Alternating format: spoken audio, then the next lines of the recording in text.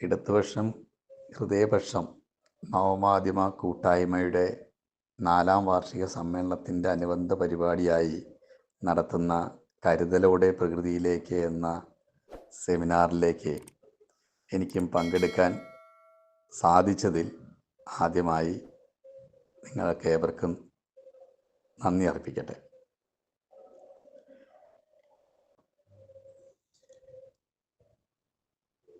ഇന്ന് ഭൂമിയെക്കുറിച്ചുള്ള നമ്മുടെ ധാരണകൾ വളരെ കൃത്യമായി നമുക്ക് മനുഷ്യൻ്റെ ഉൽപ്പാദന വ്യവസ്ഥയുമായി ഒക്കെ ബന്ധപ്പെടുത്തിക്കൊണ്ട് നമ്മളിലേക്ക് വളരെ കൃത്യമായി പറഞ്ഞു തന്നത് മാർക്സും എംഗൽസുമാണെന്ന് നമുക്കെല്ലാവർക്കും അറിയാം. കൃത്യമായി വാനരിൽ നിന്ന് നരനിലേക്ക് എന്ന് പറയുന്ന ആ ലഘുലേഖ തന്നെ വളരെ വ്യക്തമായി നമുക്ക് ആ സൂചനകളെല്ലാം തരുന്നുണ്ട്. എന്നാൽ ഈ ഭൂമിയുടെ തന്നെ ഇടപെട്ടുകൊണ്ട് തന്നെയാണ് മറ്റെല്ലാ ജീവജാലങ്ങളെക്കാൾ വളരെ പ്രത്യേകമായി മനുഷ്യൻ ഇടപെട്ടിട്ടാണ് പ്രവർത്തിക്കുന്നത്. ഭൂമിയെ കൃത്യമായി വിനിയോഗിക്കുകയാണ് മനുഷ്യൻ ചെയ്യുന്നത്. ഇത് നമുക്ക് തിരിച്ചറിയാവുന്ന ഒന്നാണ്. മറ്റ് ജീവജാലങ്ങളിൽ നിന്ന് വ്യത്യസ്തനുമാണ്. പക്ഷേ ആ ഉപയോഗത്തിനനുസരിച്ച് എങ്ങനെയായിരിക്കണം അതിനെ ഏറ്റവും മേന്മയോടുകൂടി ഉപയോഗിക്കാൻ സാധിക്കുക എന്നുള്ളതിലുള്ള ഒന്നിൽ മാറ്റം വന്നിരിക്കുന്നു എന്ന് നമുക്കെല്ലാവർക്കും എന്നുള്ളത് തെളിമയോടെ നമുക്ക് തിരിച്ചറിയാം. കാരണം നമ്മുടെ ഉൽപ്പാദനവുമായി നമുക്കൊരു പ്രദേശത്ത് തന്നെ ജീവിക്കാം എന്ന തരത്തിലേക്ക് അവിടെ തന്നെ ഉൽപ്പാദിപ്പിച്ചുകൊണ്ടും ജീവിക്കാൻ സാധിക്കും. അല്ലാതെ അലഞ്ഞു തിരിയേണ്ട എന്ന അവസ്ഥയിൽ നിന്ന് ഉൽപ്പാദനത്തിലേക്ക് കയറി വന്ന മനുഷ്യൻ അവിടെ നിന്ന് പുറന്തള്ളപ്പെടുന്ന വസ്തുക്കളെക്കുറിച്ചിട്ടുള്ള ധാരണകൾ കുറച്ചൊക്കെ ഉണ്ടായിരുന്നു എന്നുള്ളതും അറിയാം. പക്ഷേ വിനിയോഗത്തിൻ്റെ അളവ് കൂടിക്കൊണ്ടേയിരിക്കുന്നു.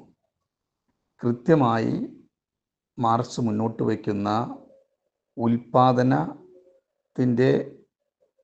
അവകാശി അതിൻ്റെ വിതരണ സംവിധാനവുമായി അതിൻ്റെ സമ്പത്ത് വ്യവസ്ഥയുമായി ബന്ധപ്പെട്ട് കിടക്കുന്ന ഒരു തലമുണ്ടല്ലോ. അപ്പോൾ ഉൽപ്പാദനവും അതിൻ്റെ വിതരണവും അതിൻ്റെ സാമൂഹ്യ സമത്വത്തിലേക്ക് എത്താതിരിക്കുകയും ഒരു ചെറു ന്യൂനപക്ഷത്തിൻ്റെ അകത്തേക്ക് സമ്പത്ത് സ്വരൂപിക്കുന്നതുമായിട്ടുള്ള ഒരു പ്രക്രിയ വർദ്ധിച്ചു വരും തോറും അത് ഭൂമിയിൽ തന്നെ നാശത്തിന്, ഭൂമിയെ ക്രയവിക്രയം ചെയ്യുന്നതിൽ യാതൊരു തരത്തിലുമുള്ള മാന്യത സമൂഹത്തോടും പ്രകൃതിയോടും ഉണ്ടാവില്ല എന്ന് പറയുന്നത് ഇന്ന് നമുക്ക് തെളിഞ്ഞിരിക്കുകയാണ്.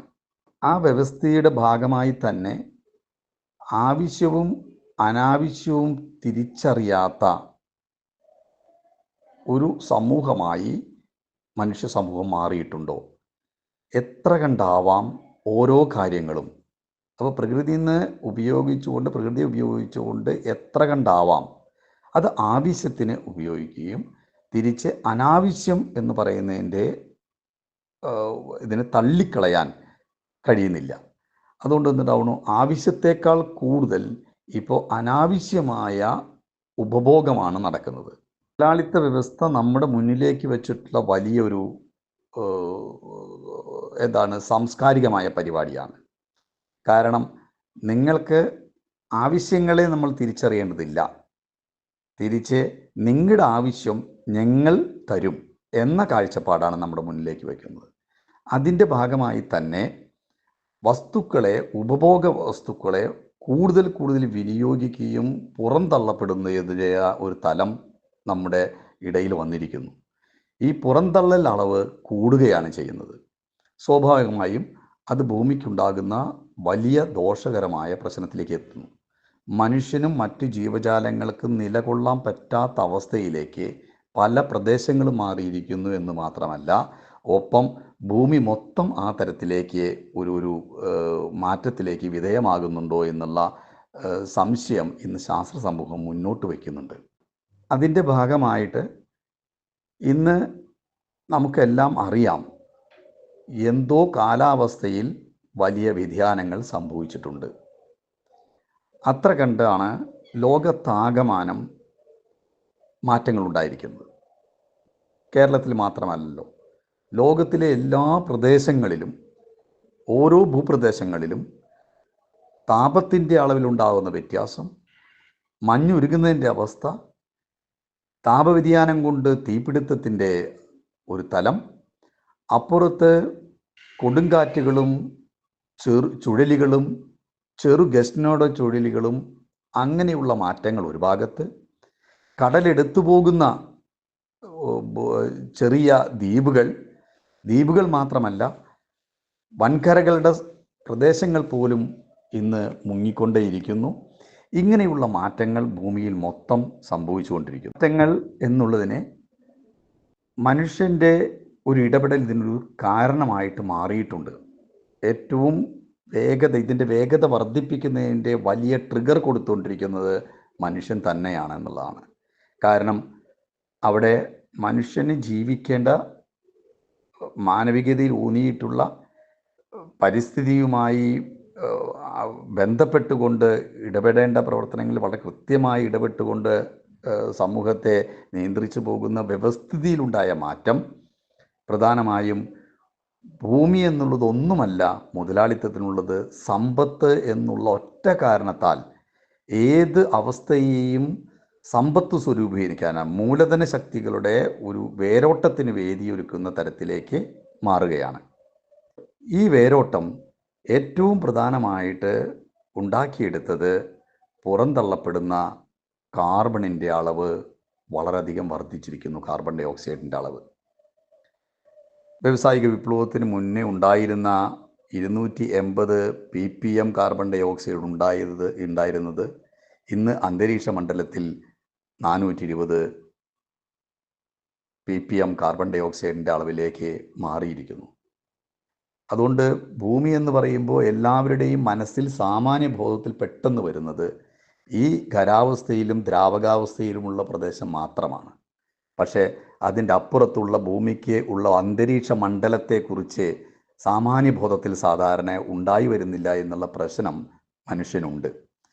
പക്ഷേ ഈ അന്തരീക്ഷ മണ്ഡലമാണ്, അവിടെ ഉണ്ടാകുന്ന വാതകാവസ്ഥയിലുള്ള മണ്ഡലത്തിൽ ഉണ്ടാകുന്ന വലിയ മാറ്റങ്ങളാണ് ഇന്ന് ദ്രാവകാവസ്ഥയിലുള്ള പ്രദേശത്തിനും ഖരാവസ്ഥയിലുള്ള പ്രദേശത്തും ഭൂമിക്ക് ഉണ്ടാകുന്ന തകരാറുകൾക്ക് പ്രധാനമായി കാരണമായി മാറുന്നത്. പിന്നെ പുറന്തള്ളപ്പെട്ട കാർബൺ ഡൈ ഓക്സൈഡ് ആയാലും മീഥൈൻ്റെ അളവ് ഇങ്ങനെ വർദ്ധിച്ചുകൊണ്ടിരിക്കുന്നത്, നൈട്രിക് ഓക്സൈഡുകൾ, ഇങ്ങനെയുള്ള കാര്യങ്ങളുടെ ഒക്കെ അളവുകൾ, ഹരിതഗ്രഹവാതകങ്ങളുടെ പുറന്തള്ളൽ എന്ന് പറയുന്നത് മനുഷ്യൻ ഓരോ ആവശ്യങ്ങൾക്കും വിനിയോഗിക്കപ്പെടുന്ന ഊർജത്തിൻ്റെ അളവിനനുസരിച്ചാണ്.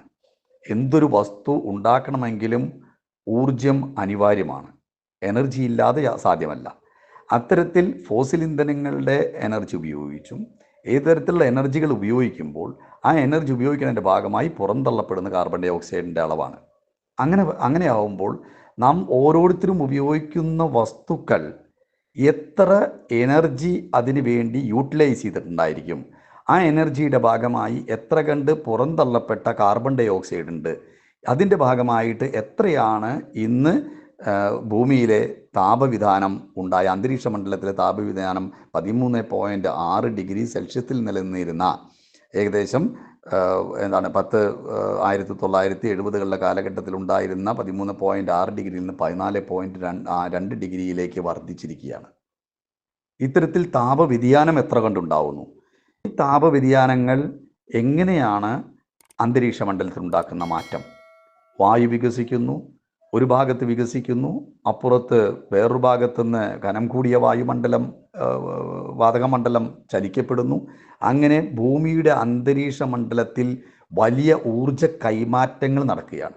ഈ ഊർജ കൈമാറ്റങ്ങളാണ് യഥാർത്ഥമായിട്ട് ഇപ്പോൾ ഉണ്ടാക്കിക്കൊണ്ടിരിക്കുന്ന അതിതപനത്തിൻ്റെയും, മൊത്തം ഭൂമിയിൽ ഉണ്ടാകുന്ന അതിതപനത്തിൻ്റെയും, അപ്പുറത്ത് ആവിയായിപ്പോയ ജലകണികളുടെ പെരുമഴയായും ആ താപത്തിൻ്റെ ഭാഗമായി മഞ്ഞുരുകി വരുന്നതിൻ്റെ അളവും എല്ലാം കൊണ്ട് സമുദ്രജലം വർദ്ധിക്കുകയും ചൂടുകൊണ്ട് സമുദ്രജലം വികസിക്കുകയും ഈ വികസിക്കുമ്പോൾ ഭൂമിയിലുള്ള മുൻപ് ശേഖരിക്കപ്പെട്ട ഭൗമമണ്ഡലത്തിൽ ശേഖരിക്കപ്പെട്ട കാർബൺ ഡൈ ഓക്സൈഡ്, അത് കടലിലായാലും മണ്ണിലായാലും ശേഖരിക്കപ്പെട്ട കാർബൺ ഡൈ ഓക്സൈഡ് വീണ്ടും നമ്മൾ ഊർജ കൈമാറ്റത്തിൻ്റെ ഭാഗമായി പുറന്തള്ളപ്പെടുകയാണ് ചെയ്യുന്നത്. ചൂടുകൊണ്ട് പുറന്തള്ളപ്പെടുന്നു.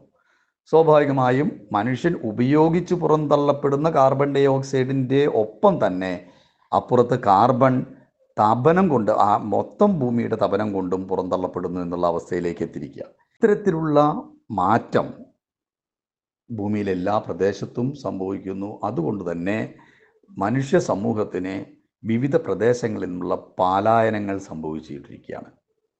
കാരണം ജീവിക്കാൻ ഏത് ഭാഗത്ത് ഇടങ്ങളുണ്ട്.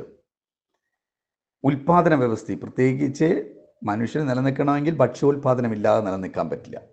ഭക്ഷ്യോൽപാദന സംവിധാനത്തിൽ തകരാറുകൾ സംഭവിക്കുന്നു. പ്രത്യേകിച്ച് ധാന്യങ്ങൾ ഉൽപ്പാദിപ്പിക്കപ്പെടുന്ന മേഖലകളിൽ പലപ്പോഴും ധാന്യം ഉൽപ്പാദനം സാധ്യമല്ലാതെ വരുന്നു.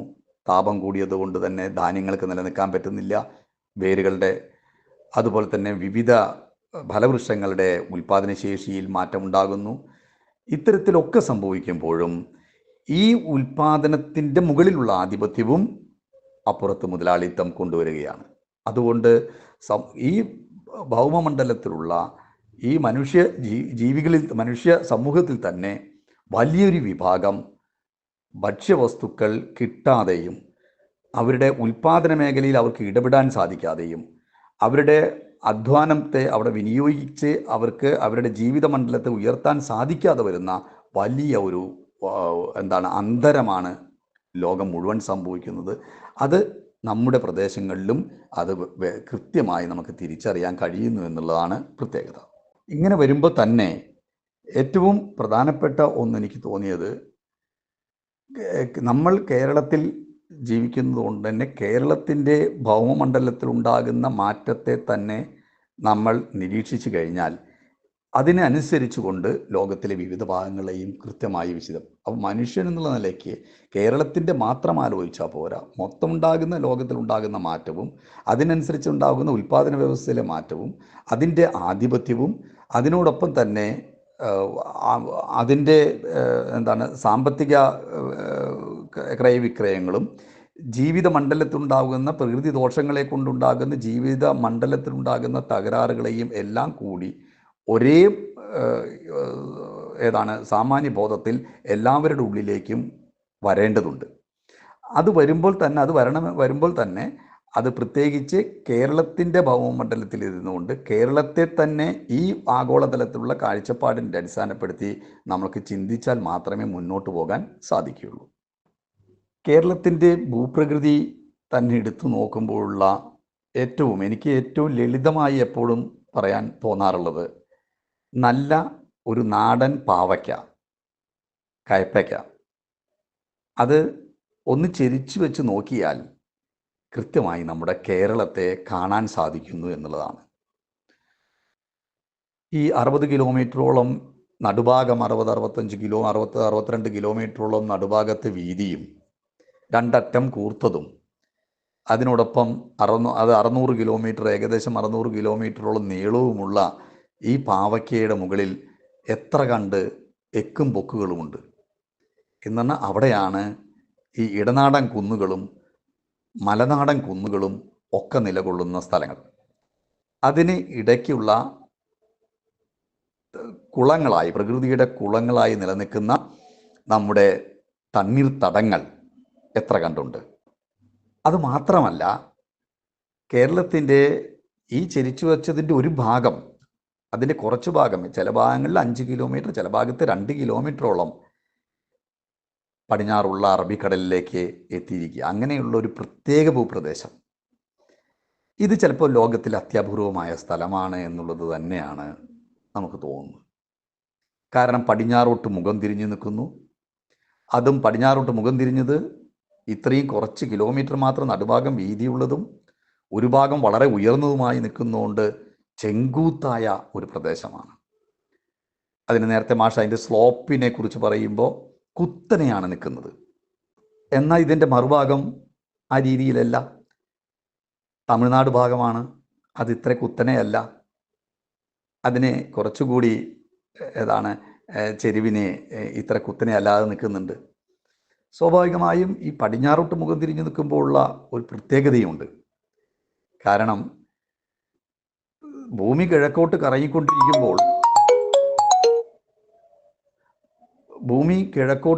കറങ്ങിക്കൊണ്ടിരിക്കുമ്പോൾ നമുക്ക് സൂര്യൻ ഉദിച്ച് അസ്തമിക്കുന്നത് നമ്മുടെ അറബിക്കടലിലേക്ക് എത്തുകയാണ്.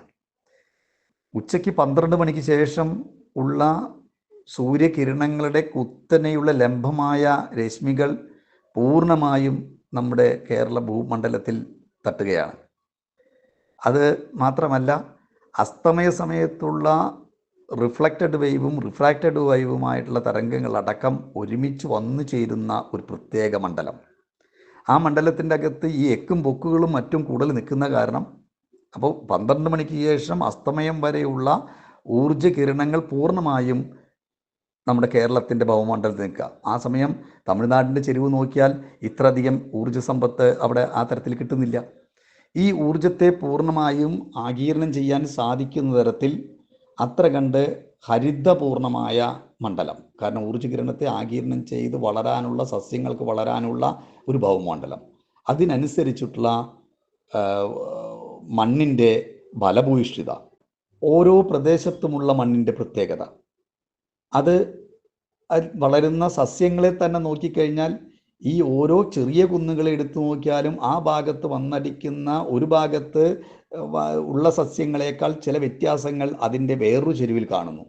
അങ്ങനെ വരുമ്പോൾ കേരളത്തിലെ ഇത്രയും മലമടക്കുകളുടെ ഉള്ളിലും അതേപോലെ തന്നെ ചെറു കുന്നുകളും ഇടനാടൻ കുന്നുകളിലും എല്ലാവിടെയും വ്യത്യസ്തമായ സസ്യങ്ങളുടെയും അതിനോടൊപ്പമുള്ള ചെറു സൂക്ഷ്മജീവികൾ മുതൽ മറ്റ് ജീവജാലങ്ങളുടെയും വലിയ ജീവജാലങ്ങളുടെയും അടക്കമുള്ള വ്യത്യസ്തത നിലനിൽക്കുന്ന പ്രത്യേകമായ ഒരു ഭൗമമണ്ഡലമാണ് നമ്മൾ നിൽക്കുന്നത്.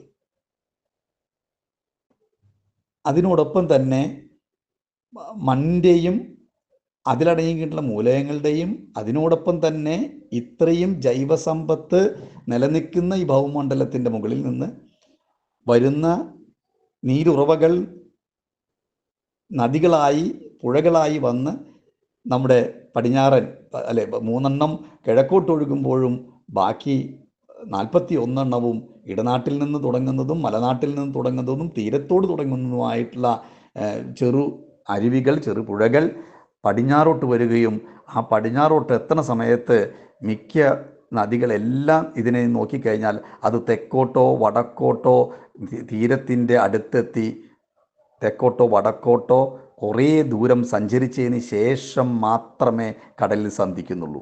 അതും കേരളത്തിലെ ഭൂപ്രകൃതിയിലെ ഒരു പ്രത്യേകതയാണ്. ആ ഭൂപ്രകൃതിയുടെ അകത്ത് അവിടെയുള്ള വിവിധ തരത്തിലുള്ള, അപ്പോൾ തീരത്തോടും അതിൻ്റെ ഇപ്പുറത്തുള്ള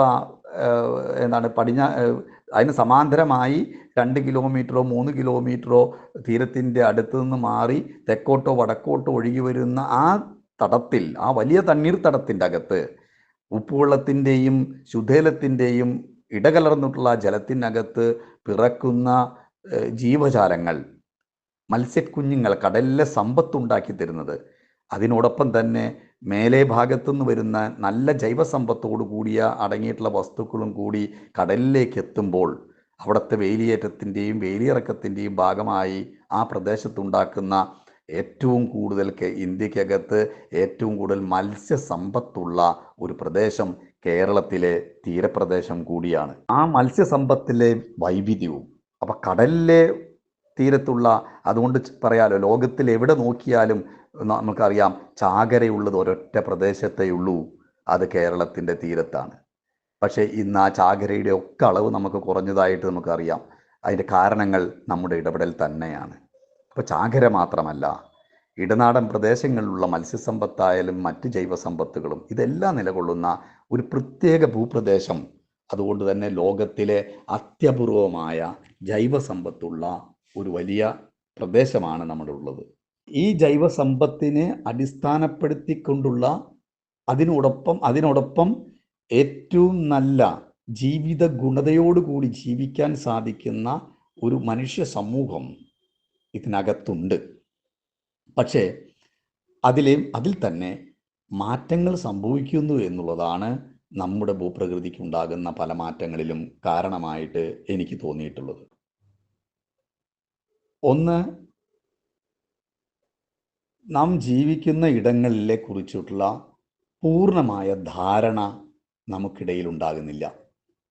സ്വാഭാവികമായും ഒരു പ്രദേശത്ത് ഉള്ള ജൈവസമ്പത്തിനെ മനസ്സിലാക്കിക്കൊണ്ട് ആ ജൈവസമ്പത്തുകളെ കൂടുതലായി ദോഷം ചെയ്യാത്ത രീതിയിൽ എത്ര കണ്ട് അതിൻ്റെ അകത്ത് തന്നെ ഉൽപാദന വ്യവസ്ഥയെയും അതുപോലെ തന്നെ നമുക്ക് ആവശ്യമുള്ള ഭൗതിക സാഹചര്യങ്ങൾ ഒരുക്കാൻ എങ്ങനെ കഴിയും, അങ്ങനെയുള്ള ഒരു പ്ലാനിങ് വ്യക്തമായിട്ട് കേരളത്തിൽ ഇല്ല എന്നുള്ളതാണ് ഇന്ന് നാം കേരളം നേരിടുന്ന വലിയ പ്രശ്നം. ഇങ്ങനെയുള്ളൊരു ഭൂപ്രദേശമാണ് എന്നുള്ളതുണ്ടെങ്കിൽ അതിനനുസരിച്ച് എന്തൊക്കെയാണ്, എവിടെയൊക്കെയാണ് താമസിക്കേണ്ട ഇടങ്ങൾ എന്നുള്ളത് വ്യക്തമായി ഉണ്ടാക്കിയെടുക്കേണ്ടി വരും. കാരണം പ്രത്യേകിച്ച് കരുതലോടെ നമുക്ക് വേണം പ്രകൃതിയിലേക്ക് പോകണമെങ്കിൽ ആ തരത്തിൽ എവിടെയാണ് നാം ജീവിക്കേണ്ട ഇടം, ഏത് ഭാഗത്താണ് ഉൽപാദനങ്ങൾ നടത്തേണ്ടത്, ഏതൊക്കെ തരം ഉൽപാദനമാണ് നമ്മുടെ പ്രകൃതിക്കനുസരിച്ച് നമ്മുടെ പ്രദേശത്തിനനുസരിച്ച് ഉണ്ടാക്കിയെടുക്കാൻ സാധിക്കുക, ആ ഉണ്ടാക്കുന്ന ഉൽപാദനങ്ങൾ എവിടേക്കൊക്കെയാണ് നമുക്ക് വിതരണം ചെയ്യാൻ സാധിക്കുക, ബാക്കി ഉൽപ്പന്ന വസ്തുക്കൾ നമുക്ക് എങ്ങനെയാണ് കൊണ്ടുവരാൻ സാധിക്കുക, അതിനനുസരിച്ചിട്ടുള്ള ഒരു ജീവിതക്രമമല്ല, അതിനനുസരിച്ച് കൃത്യമായ ഒരു പ്ലാനിങ് നമുക്ക് ഉണ്ടാക്കിയെടുക്കാൻ സാധിക്കും. ഒന്നും ഇല്ലാത്തത് കൊണ്ട് തന്നെ ഞാൻ ഏറ്റവും അധികം സമയമെടുക്കാതെ ചില കാര്യങ്ങൾ മാത്രം സൂചിപ്പിക്കാം. കേരളത്തിനകത്ത് ആകെ ഈ 3.3 കോടി ജനവും ഏകദേശം 40 ലക്ഷത്തോളം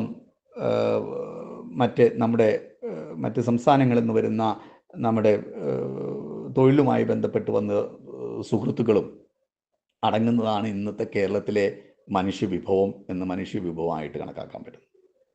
പക്ഷെ ഒരു കാര്യം നമുക്കറിയാം, ഇതിനനുസരിച്ച് ഇവർക്കെല്ലാം താമസിക്കാനുള്ള ഇടത്തെ മാത്രം നമ്മൾ കണക്കാക്കി നോക്കുമ്പോൾ ഇന്ന് കേരളത്തിലുള്ള വീടുകളും ഫ്ലാറ്റുകളും എത്ര കണ്ട് ഒഴിഞ്ഞു കിടക്കുന്നു അറിയാൻ ഗ്രാമപ്രദേശങ്ങളിൽ പോയാൽ തന്നെ, ഓരോ പ്രദേശത്തും പോയാൽ വൈകിട്ടുള്ള സമയങ്ങളിൽ നോക്കിയാൽ പ്രകാശമില്ലാത്ത വീടുകൾ എത്രയാണെന്ന് കാണാം. ടൗണുകളോട് ചേർന്ന് പോയി കഴിഞ്ഞാൽ അവിടെയുള്ള ഫ്ലാറ്റുകളിൽ എത്ര ഭാഗത്ത് മാത്രം ലൈറ്റ് കത്തുന്നു എന്നറിയാം. ബാക്കിയെല്ലാം അവിടെ താമസമില്ല. അതുകൊണ്ട് തന്നെ ആവശ്യത്തിൽ കൂടുതൽ, കേരളത്തിൻ്റെ ആവശ്യത്തിനേക്കാൾ എത്രയോ കൂടുതൽ വീടുകളാണ് ഇവിടെയുള്ളത്. അത് ചിലർ ഫാഷൻ്റെ ഭാഗമായി പുതിയത് പണിയുന്നു, ചിലത് വിൽപ്പനയ്ക്ക് വേണ്ടി കണക്കാക്കിക്കൊണ്ട് നാളെ വില കിട്ടും എന്നതിൻ്റെ മുകളിൽ പണിതിടുന്നു. ഇത്തരത്തിൽ പലതരത്തിലുള്ള നിർമ്മാണ പ്രവർത്തനങ്ങളാണ് നടക്കുന്നത്. എനിക്ക് ഏറ്റവും ഇഷ്ടം തോന്നാറുള്ളത്, വിദേശികൾക്കെല്ലാം വന്ന് ലോകത്തിലെ എല്ലാ തരം വീട് നിർമ്മാണ പ്രക്രിയയുടെ ഷേപ്പുകളെയും കാണുക. അപ്പോൾ നമുക്ക് ജൈവസമ്പത്തിൻ്റെ വൈവിധ്യം, സസ്യങ്ങളുടെ വൈവിധ്യങ്ങൾ, പൂമ്പാറ്റകളുടെ വൈവിധ്യങ്ങൾ, മത്സ്യങ്ങളുടെ വൈവിധ്യങ്ങൾ, തവളകളുടെ വൈവിധ്യങ്ങൾ, ഇതെല്ലാം കൂടി ഏറ്റവും കൂടുതലുള്ളത് കേരളത്തിലാണെന്ന് പറയുന്നതോടൊപ്പം തന്നെ വീടുകളുടെ ഷേപ്പുകളിൽ, അതിൻ്റെ പുതിയ കൺസ്ട്രക്ഷൻ്റെ രീതിയിലൊക്കെ നമ്മൾ നോക്കിക്കഴിഞ്ഞാൽ വൈവിധ്യങ്ങൾ നിറഞ്ഞ ഒരു സ്ഥലവും കേരളമാണ്. ഗ്രാമങ്ങളിലും നഗരങ്ങളിലും ഒക്കെ ഇറ്റാലിയൻ മോഡൽ കാണണമോ, ഹോളണ്ട് മോഡൽ കാണണമോ, അമേരിക്കൻ മോഡൽ കാണണമോ, ചൈന മോഡൽ കാണണമോ, ഇതൊന്നും അവിടേക്ക് പോകേണ്ടതില്ല. അത്തരത്തിൽ എല്ലാ തരം നിർമ്മാണങ്ങളെയും ഇവിടെ കാണാം. അതിനോടൊപ്പം തന്നെ അതുകൊണ്ട് ലോകത്തിൽ വേണമെങ്കിൽ വീടുകളുടെ ഷേപ്പുകളെല്ലാം കൂടി കാണാൻ വിദേശത്തിലുള്ള ആൾക്കാർക്ക് ഒരു ടൂറായി തന്നെ കേരളത്തെ വിനിയോഗിക്കാവുന്ന തരത്തിലേക്ക് എത്തിയിട്ട്, ഞാൻ അത് പറയാനല്ല ഏറ്റവും കൂടുതൽ ശ്രമിക്കുന്നത്. കാരണം ആവശ്യത്തിൽ കൂടുതൽ വീടുകൾ ഉണ്ടായിരിക്കുന്നു. അപ്പോൾ ഇതെല്ലാം നിർമ്മിക്കാൻ ആവശ്യത്തിൽ കൂടുതൽ ബിൽഡിങ്ങുകളും മറ്റും ഉണ്ടാകുമ്പോൾ ആ നിർമ്മാണ വസ്തുക്കൾ എവിടെ നിന്നെടുക്കണം? ആ നിർമ്മാണ വസ്തുക്കൾ ഈ ഭൂമിയിലെ കറണ്ട് കൊണ്ട് മാത്രമേ എടുക്കാൻ സാധിക്കുള്ളൂ. ഇങ്ങനെ കറണ്ട് എടുത്ത് കൊണ്ടുവന്നാൽ പൂർണ്ണമായ അത് പിന്നീട് നിർമ്മിക്കാൻ സാധ്യമല്ല. കരിങ്കല്ല് വീണ്ടും നിർമ്മിക്കാൻ സാധ്യമല്ല. അതുകൊണ്ട് അത്തരത്തിലുള്ള വസ്തുക്കളെല്ലാം ഭൂമിയിൽ നിന്ന് ധാതുക്കളായും ലോഹങ്ങളായും അപ്പുറത്ത് മണലായും അതിനോടൊപ്പം തന്നെ വലിയ ഖനനങ്ങൾ ചെയ്തുകൊണ്ടുള്ള പാറകളായാലും ചെങ്കൽ മടകളായാലും എല്ലാം അതിന്ന് കൊണ്ടുവന്ന് നിർമ്മിച്ച് വസ്തുക്കൾ യാതൊരു ഉപയോഗവുമില്ലാതെ നാശോമുഖമായി കിടക്കുന്നു എന്നുള്ളതാണ് കേരളത്തിൽ. ഇത് ചിലപ്പോൾ ലോകത്തിൽ വേറെ ഒരു സ്ഥലത്തും കാണില്ല ഈ ഒരു സ്വഭാവം. അത് ഉപയോഗമില്ലാതെ കിടക്കുകയും കുറച്ച് കഴിയുമ്പോൾ പുതിയ പുതിയ ഫാഷൻ വരുമ്പോൾ എന്തിൻ്റെ മുകളിലാണ്? താമസിക്കാനുള്ള ഇടത്തിൻ്റെ മുകളിലുള്ള ഫാഷൻ അപ്പുറത്ത് മാറ്റം വരുത്തുമ്പോൾ അതിനോടൊപ്പം തന്നെ പുതിയ ബിൽഡിങ്ങുകൾ വരുത്തേണ്ട സമയത്ത് ഇത് പൊളിച്ച് നീക്കം ചെയ്യുകയും ചെയ്യും. അപ്പോൾ എത്ര ഊർജ്ജം അതിന് വേണ്ടി ഉപയോഗിച്ചു ഈ വസ്തുക്കൾക്കെല്ലാം വേണ്ടിയിട്ട്. അത് കഴിഞ്ഞ് അത് പൊളിച്ചു കളയാൻ എത്ര ഊർജ്ജം ഉപയോഗിച്ചു. ഇതിൻ്റെ ഭാഗമായി പുറന്തള്ളപ്പെടുന്ന വസ്തുക്കൾ എന്തെല്ലാം, കാർബൺ ഡൈ ഓക്സൈഡും മറ്റുള്ള, വെറുതെ ഭൂമിയെക്കുറിച്ച് ആലോചിക്കുമ്പോൾ അതേ പറയാൻ പറ്റുള്ളൂ. മൊത്തം നമ്മളും പുറന്തള്ളപ്പെടുന്നുണ്ട്. തിരിച്ച് അതിനോടൊപ്പം ഈ പൊളിച്ചു കളയുന്ന വസ്തുക്കൾ എവിടേക്കാണ് വലിച്ചെറിയുന്നത്? ആ വലിച്ചെറിയുന്നത് പുഴകളിലേക്കും അപ്പുറത്ത് പുഴകളും കുളങ്ങളും കിണറുകളും തൂർക്കാനാണ്. എന്തായി?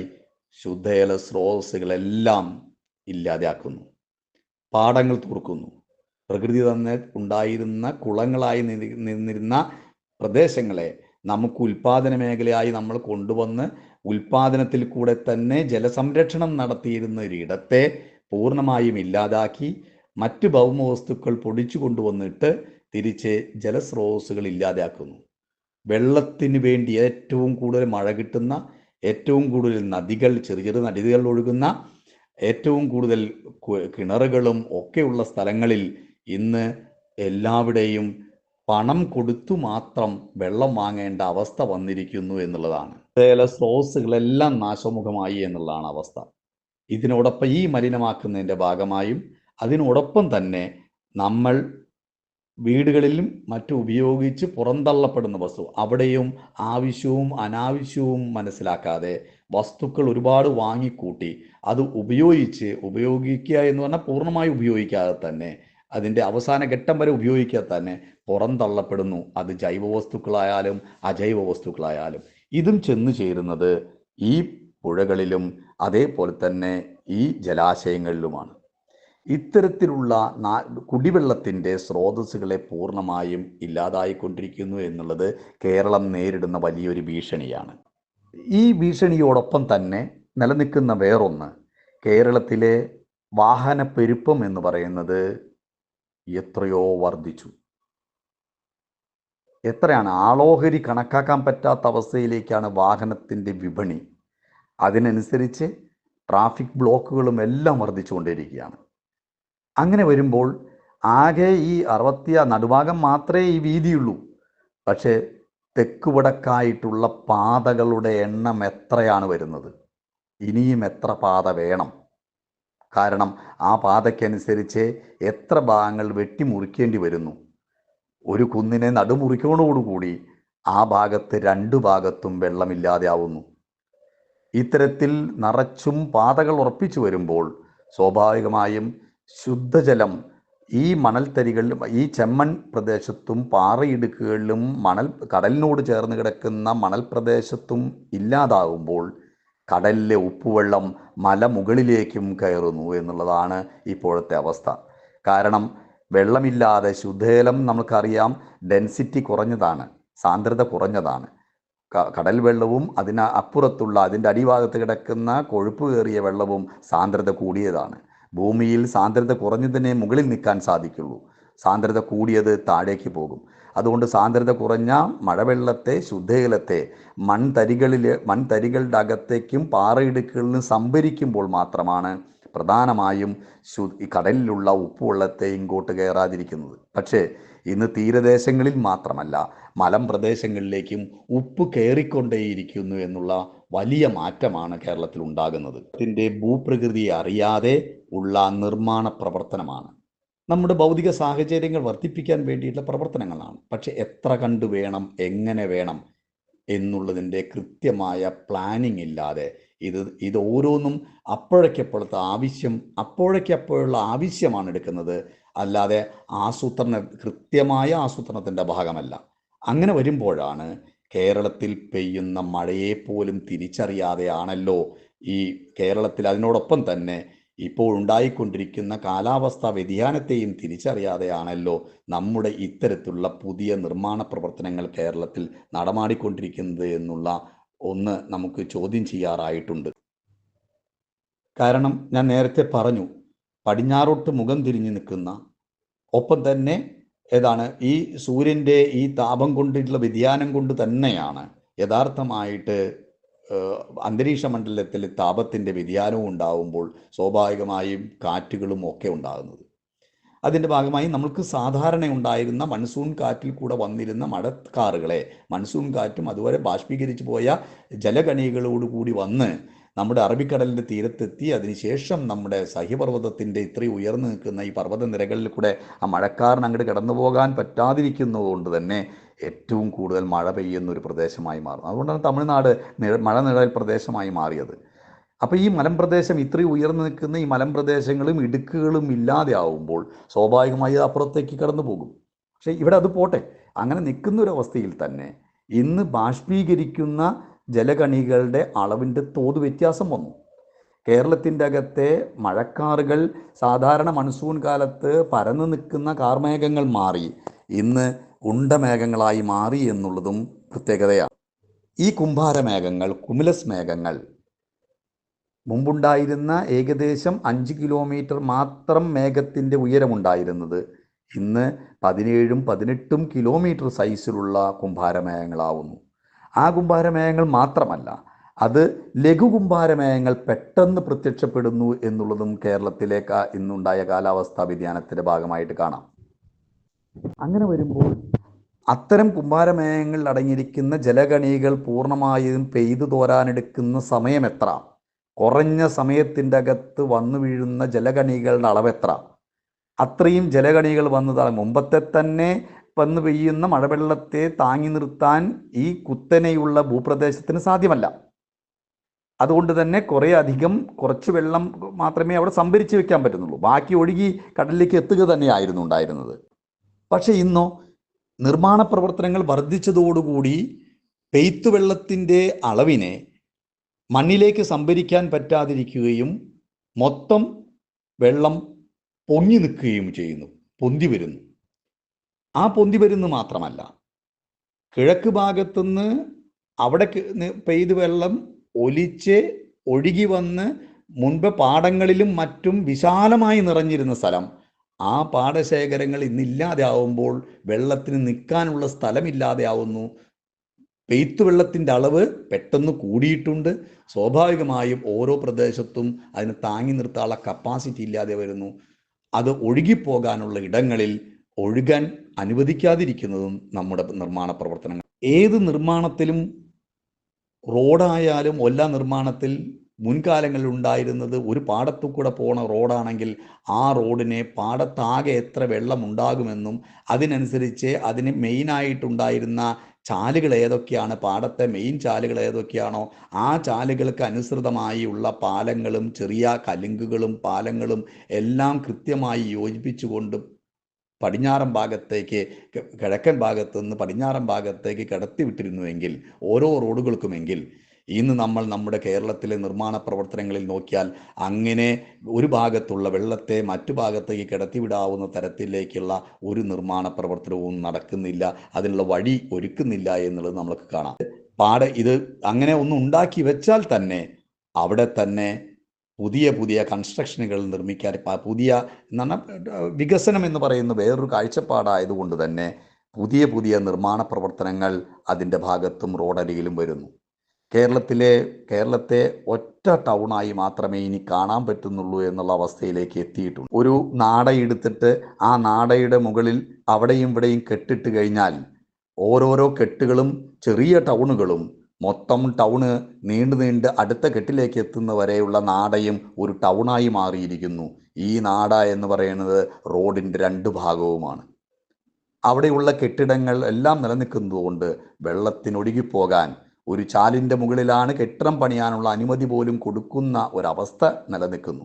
ഇതിനെ എങ്ങനെയാണ് നമുക്ക് മാറ്റിമറിക്കാൻ സാധിക്കുക? വെള്ളപ്പൊക്കം ഒരു ഭാഗത്ത് വരൾച്ച, ഒരു സമയത്ത് വരൾച്ച, അതിനോടൊപ്പം തന്നെ പടിഞ്ഞാറൻ ഭാഗങ്ങളിൽ നിന്നുള്ള ഉപ്പുവെള്ളത്തിൻ്റെ കയറ്റം, വേറൊരു ഭാഗത്ത് ഏതെങ്കിലും തരത്തിൽ ഒരു മഴ പെയ്തു കഴിഞ്ഞാൽ, അത് വേനൽ മഴ പെയ്താലും വർഷക്കാലത്തുള്ള ഏത് മഴ പെയ്താലും ആ സമയത്തുണ്ടാകുന്ന വെള്ളപ്പൊക്കം, ഒപ്പം തന്നെ നിർമ്മാണ പ്രവർത്തനങ്ങൾക്ക് വേണ്ടി ചെങ്കൂത്തായി നിൽക്കുന്ന പ്രദേശത്തെ കൃത്യം ഒരു നിർമ്മാണ പ്രവർത്തനത്തിന് വേണ്ടി അതിനെ വെർട്ടിക്കലായി തന്നെ മുറിച്ചെടുക്കുന്ന ഒരവസ്ഥ.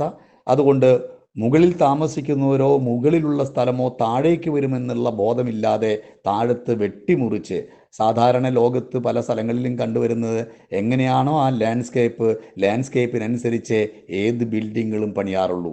കേരളത്തിൽ അങ്ങനെയില്ല. ലാൻഡ്സ്കേപ്പ് നമ്മൾ വെട്ടിമുറിച്ചുണ്ടാക്കുന്നതാണ്.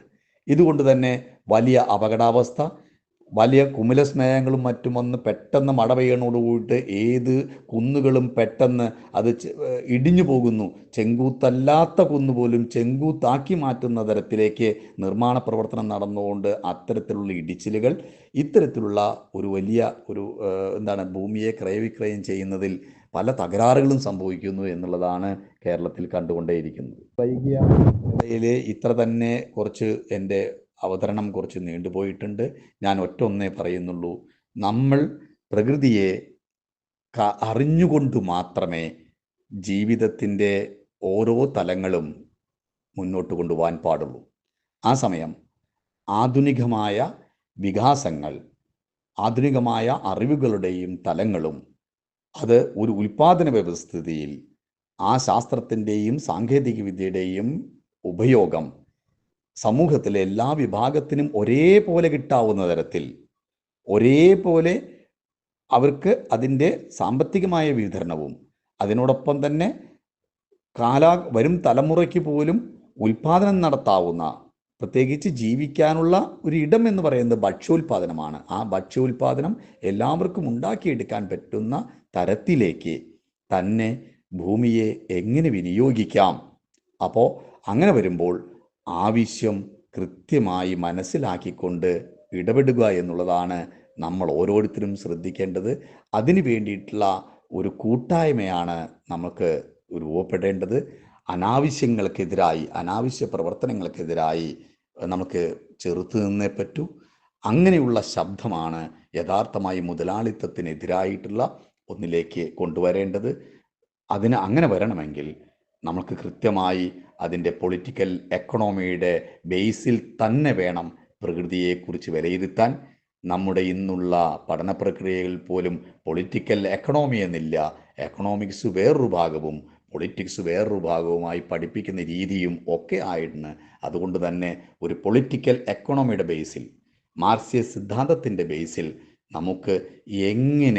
നമുക്ക് ഒരു പുതുലോകം കെട്ടിപ്പടുക്കാൻ വേണ്ടി ഇടപെടാം എന്നതായിരിക്കണം ഇടതുപക്ഷം ഹൃദയപക്ഷത്തിൻ്റെ നവമാധ്യമ കൂട്ടായ്മ വഴി ഉണ്ടായി വരേണ്ടത്. അതിനെ നമുക്ക് സാധ്യമാവും എന്നുള്ള ശുഭാപ്തി വിശ്വാസത്തോടെ ഞാൻ നിർത്തുന്നു. നന്ദി.